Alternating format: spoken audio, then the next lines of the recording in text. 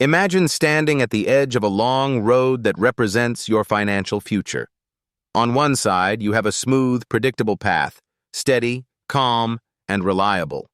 On the other side, you have a path full of twists and turns, dramatic highs and sudden drops, the kind of path that promises big rewards, but also big risks.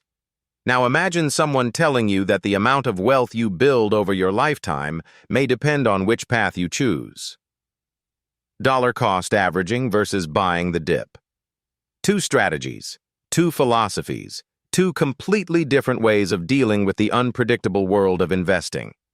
And today, we're going to explore them in a way that is simple, interesting, and eye-opening. By the end of this video, you may rethink everything you thought you understood about timing the market, consistency, and what it takes to grow wealth.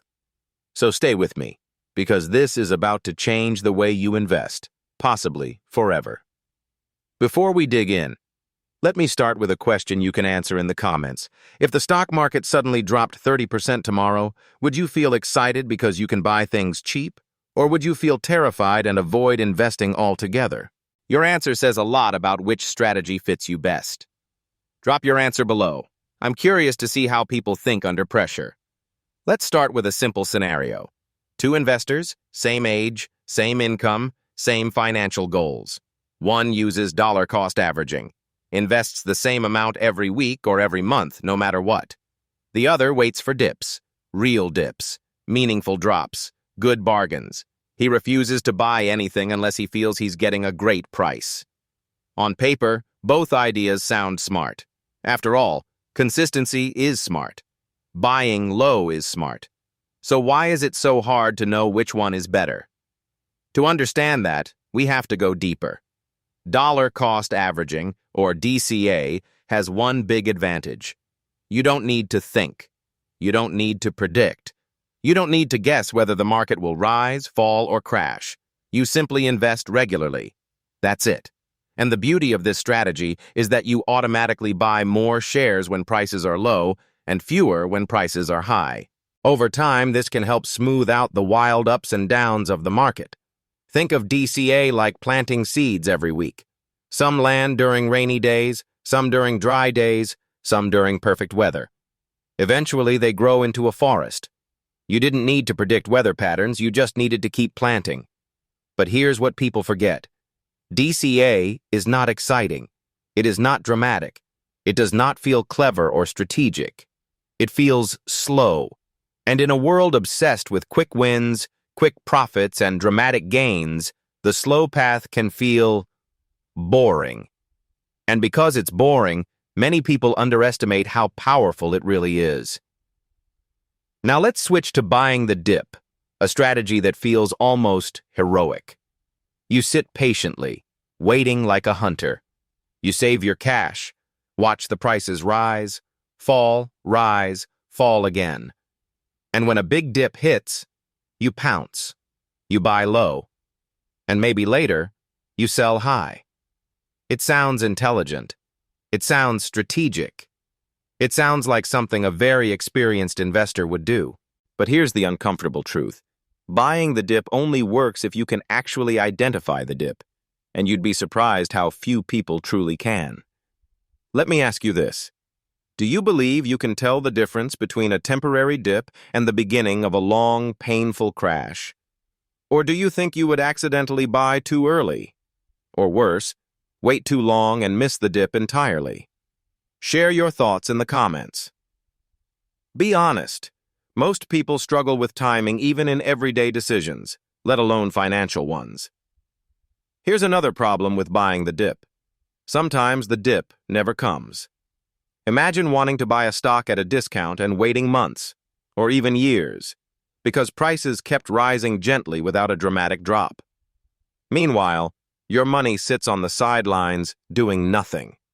Everyone else, especially people using DCA, is slowly building wealth, while you're sitting there waiting for the perfect moment that may never arrive. But to be fair, dip buying isn't all bad. When applied with discipline and rules, not emotions, it can outperform DCA in certain conditions. For example, if markets crash deeply and recover over time, people who bought aggressively during those dips can see outstanding returns.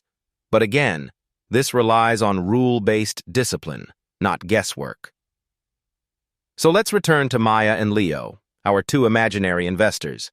Maya uses DCA. She invests every month. She doesn't care about prices. She doesn't look at the news. She doesn't try to predict anything. She stays calm. Leo uses buying the dip. He waits. He analyzes. He reads articles, checks charts, listens to market predictions, and sometimes he hesitates. Sometimes he waits too long. Sometimes he buys too soon. Sometimes he misses the chance entirely. One day, the market dips 10%. Maya automatically invests because it's her usual schedule. Leo decides, no, not enough. I'll wait for a bigger drop. But instead of dropping further, the market bounces back and rises for the next 8 months.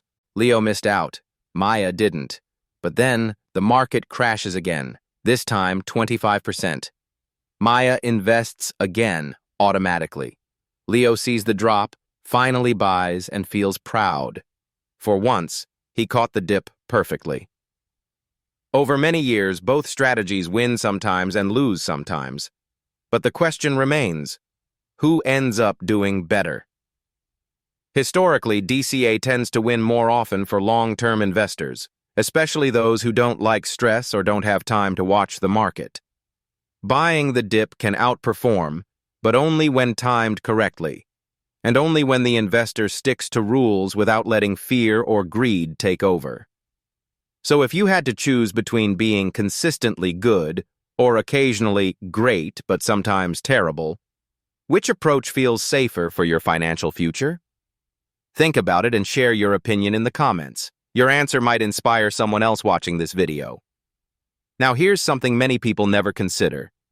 You don't have to choose one strategy at all. Some of the smartest long-term investors combine both.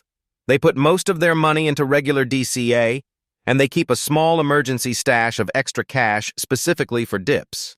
So when dips happen, they take advantage. When they don't, they still grow steadily. Does that combination approach appeal to you? Would you consider using both strategies at the same time? Let me know your answer in the comment section. I'd love to hear your reasoning. And before we go further, if you're enjoying this breakdown and learning something new, take a moment to like this video, subscribe to the channel, and share it with someone who's been struggling with investment decisions. It helps more than you know, and it allows us to keep creating valuable content like this. Now let's go even deeper. The biggest enemy in investing is not the market. It's not prices dropping. It's not inflation. The biggest enemy is emotion, fear, hesitation, impatience, and overconfidence. DCA protects you from emotion because it removes decision-making.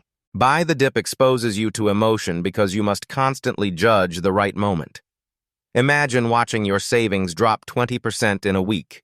Your pulse rises, your stomach turns, your mind screams, "Wait, it might drop even more." You freeze, you hesitate, and the dip you were waiting for slips away. This is why many people believe DCA is not just a strategy, it's a mindset, a lifestyle, a commitment to consistency over chaos. And in a world full of chaos, that consistency becomes a superpower. Now here's another question for you. Do you think you're more likely to succeed with a strategy that's simple and easy to follow, or one that requires timing, judgment, and emotional strength? There's no right or wrong answer.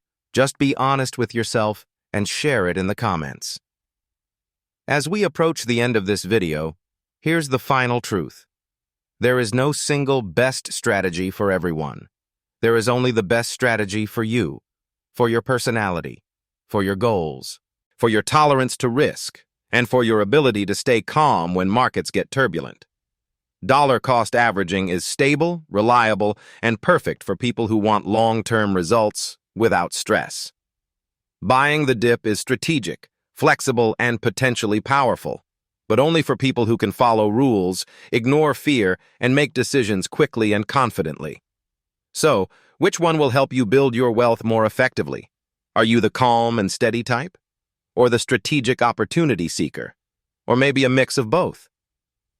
Tell me your answer in the comments. I'm genuinely excited to hear which side you choose. And if you found this video helpful, make sure to like, subscribe, and share it with someone who needs clarity on investing strategies. Your support helps us grow and bring more amazing content to you. Now the question that matters most: which investor will you become starting today?